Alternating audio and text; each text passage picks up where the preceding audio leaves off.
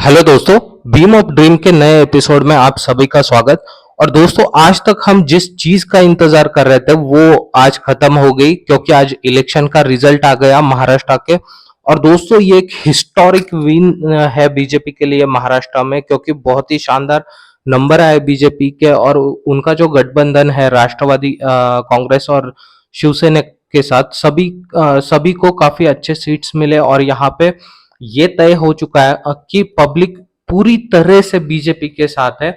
और क्योंकि हमें ये क्लैरिटी मिली है कि अभी बीजेपी का ही गवर्नमेंट रहेगा महाराष्ट्र में, तो यहाँ से आगे जहां पे भी इलेक्शन होगा बीजेपी डेफिनेटली लीड करेगा दोस्तों। और यही रीजन है कि हमें अब मार्केट में तेजी देखने को मिल सकती है। तो हमें क्या करना है, जो एक्सटर्नल रीजन थे अभी तक के, जैसे वॉर हुआ, इलेक्शन हुआ, यूएस इलेक्शन होने वाला था, फिर अपना इलेक्शन था, ये सब खत्म हो चुके हैं। और अभी मार्केट के पास कोई भी रीजन नहीं है जिसकी वजह से मार्केट में गिरावट देखने को मिले, एक्सेप्ट वॉर। बट वॉर काफी लंबे समय से चल रहा है, तो मैं नहीं सोचता कि वॉर से कुछ होने वाला है। यहाँ पे अब मार्केट में गड़बड़ तभी हो सकती है अगर यहाँ पे यूएस से हमें कोई खराब न्यूज सुनने को मिले, या फिर एक्सटर्नल रीजन की वजह से। बट इंडिया की अगर बात करें तो हमारे पास इंटरनल एक भी रीजन नहीं है कि जिसकी वजह से मार्केट यहाँ पे गिरना चाहिए। सो दोस्तों, एक बहुत ही शानदार विन आज बीजेपी के लिए। तो इसी के चलते दोस्तों, अभी हमें क्या करना है, अभी हमें अच्छे अच्छे स्टॉक में डेफिनेटली इन्वेस्टमेंट करना है। और मैं यहाँ से आगे आपको ऐसे ही स्टॉक बताऊंगा जिसमें हमें आंख बंद करके निवेश करना चाहिए। सो दोस्तों, बिना टाइम गवाए मैं सीधे चलता हूँ आज के लिस्ट के पहले स्टॉक पे। सो दोस्तों, पहला स्टॉक है जुपिटर लाइफलाइन हॉस्पिटल लिमिटेड। सो आपको पता होगा कि मैं हमेशा कम प्राइस वाले ही स्टॉक सजेस्ट करना पसंद करता हूँ। बट दोस्तों, यहाँ पे मैं आपको बोलूंगा, अगर आपके पास जुपिटर लाइफलाइन हॉस्पिटल का स्टॉक नहीं है तो डेफिनेटली आप जितना परचेस कर सकते हो वो करो। इसका रीजन ये है दोस्तों, पिछले 6 मंथ से मार्केट लगातार गिर रहा था, लेकिन आप अगर इस वाले स्टॉक का चार्ट देखो तो देखो 5 दिन में भी यहाँ पे गेन थी, 1 मंथ की बात करें तब भी 12% की गेन थी। और अगर यहाँ पे आप 6 मंथ्स का चार्ट देखोगे, जब पूरा मार्केट गिर रहा था तो ये स्टॉक भाग रहा था। और इसने लास्ट 6 मंथ्स में 31% की बहुत ही शानदार गेन दी है। और दोस्तों, ये स्टॉक ऑलरेडी मेरे पोर्टफोलियो का पार्ट है और काफी स्टेबल स्टॉक है। तो मैं ये कहता हूं कि आप इस वाले स्टॉक में डेफिनेटली कुछ अमाउंट ऑफ क्वांटिटी ऐड करके रखना, बिकॉज इसका रीजन ये है दोस्तों, जब मार्केट में गिरावट हो रही थी तब भी ये स्टॉक भाग रहा था। और अब जब मार्केट ऊपर भागना स्टार्ट करेगा तो ये और दुगनी स्पीड से भागेगा। तो आपको ऐसे स्टॉक डेफिनेटली अपने पोर्टफोलियो में रखने चाहिए जो लॉन्ग टर्म में आपको काफी अच्छी ग्रोथ प्रोवाइड करे। सो ये था लिस्ट का पहला स्टॉक। नेक्स्ट स्टॉक देखते हैं दोस्तों। नेक्स्ट स्टॉक है नेशनल एल्यूमिनियम कंपनी लिमिटेड। ये एक पीएसयू कंपनी है। और दोस्तों, इसका भी अगर आप चार्ट देखोगे तो देखो, पिछले 6 महीने से मार्केट गिर रहा था, लेकिन इस वाले स्टॉक में देखते हो तो लास्ट 5 डे में 8% का रिटर्न, लास्ट 1 मंथ में 14% का रिटर्न, और लास्ट 6 मंथ्स में 34% का शानदार रिटर्न इस कंपनी ने निकाल के दिया। तो ये भी स्टॉक आपके पोर्टफोलियो में डेफिनेटली होना चाहिए।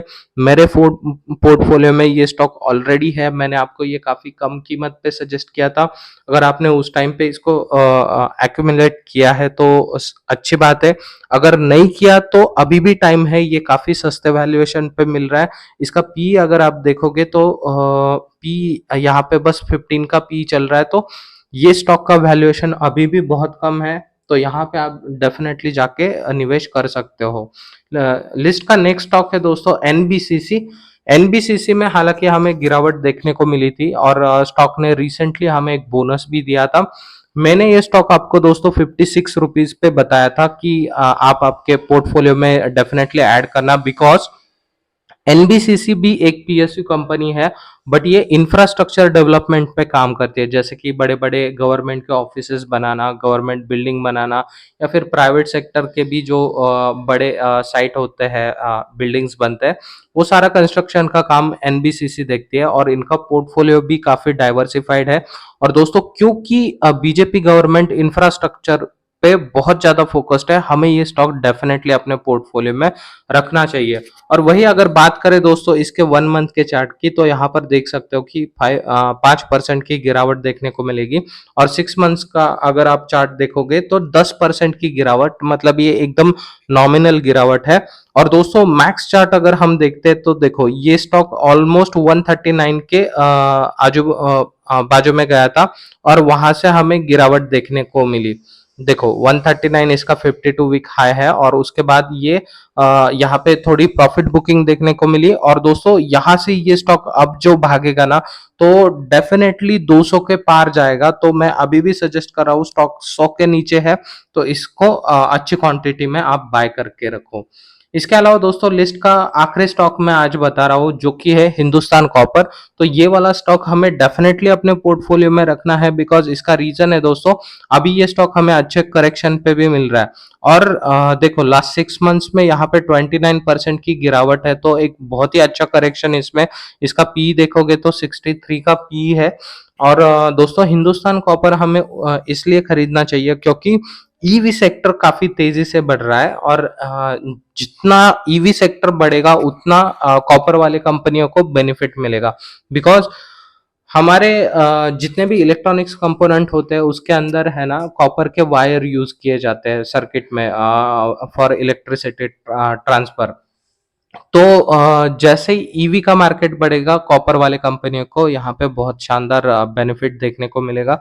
सो दोस्तों ये थे आज के 4 स्टॉक में। आने वाले एपिसोड में आपको बहुत अच्छे अच्छे स्टॉक बताऊंगा जहां पे हमें फोकस करना है और वो स्टॉक को परचेस करना है और यहाँ पे आप मेरे वीडियोस भी अभी लगातार मिलेंगे बिकॉज ये टाइम है मार्केट में जाके अच्छे स्टॉक परचेस करने का और जब भी ऐसा टाइम आएगा मेरे वीडियो लगातार आपको देखने को मिलेंगे। जब मार्केट थोड़ा ऊपर भाग जाएगा और जब मुझे लगता है कि अभी मार्केट में निवेश करना सही नहीं है तो मैं मेरी वीडियो की फ्रीक्वेंसी दोस्तों कम कर देता हूँ बिकॉज मैं किसी का नुकसान कभी नहीं करता और ना ही करना चाहता हूँ। इसके अलावा दोस्तों अगर आपको किसी स्टॉक को लेके कंफ्यूजन है, कोई सजेशन चाहिए तो आप मुझे कमेंट सेक्शन में बता सकते हो, मैं आपको डेफिनेटली सजेशन दूंगा आपके क्वेश्चन पे। सो आज के लिए इतना ही दोस्तों, मिलते हैं नेक्स्ट एपिसोड में। बाय।